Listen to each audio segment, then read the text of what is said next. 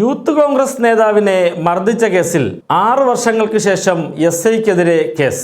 Nemom police sub ഇൻസ്പെക്ടറായിരുന്ന സമ്പത്ത് youth Congress നേതാവ് നേമം ഷജീറിനെ മർദ്ദിച്ച കേസിലാണ് പോലീസ് കേസെടുത്തിരിക്കുന്നത്. 2017 മെയ് 14 നേമം പോലീസ് സ്റ്റേഷനിൽ കോൺഗ്രസ് പ്രവർത്തകരെ കസ്റ്റഡിയിലെടുത്തത് അന്വേഷിക്കാനെത്തിയപ്പോഴാണ് എസ്.ഐ സമ്പത്തും പോലീസുകാരും ചേർന്ന് ഷജീറിനെ മർദ്ദിച്ചവശനാക്കിയത്.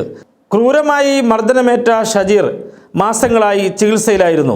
ശേഷം സംസ്ഥാന പോലീസ് മേധാവിക്കും പോലീസ് കംപ്ലൈൻറ്റ് അതോറിറ്റിക്കും പരാതി നൽകി. നടപടി വൈകിയതിന് പിന്നാലെ തിരുവനന്തപുരം മജിസ്ട്രേറ്റ് കോടതിയിലും കേസെത്തി.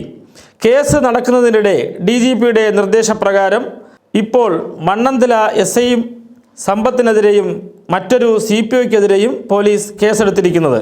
കഴിഞ്ഞ ദിവസം രാത്രിയിൽ ഷജീറിൻ്റെ മൊഴി പോലീസ് രേഖപ്പെടുത്തി. മർദ്ദനത്തിൽ ഗുരുതര പരിക്കേറ്റ ഷജീറിനെ അടിയന്തര ശസ്ത്രക്രിയയ്ക്ക് വിധേയമാക്കിയിരുന്നു. ഷജീറിന് അടിയേറ്റ പ്രശ്നം പ്രതിപക്ഷം നിയമസഭയ്ക്കകത്തും പുറത്തും ഏറെ പ്രക്ഷോഭം നടത്തിയിരുന്നു. അതിനിടയിലാണ് നടപടി.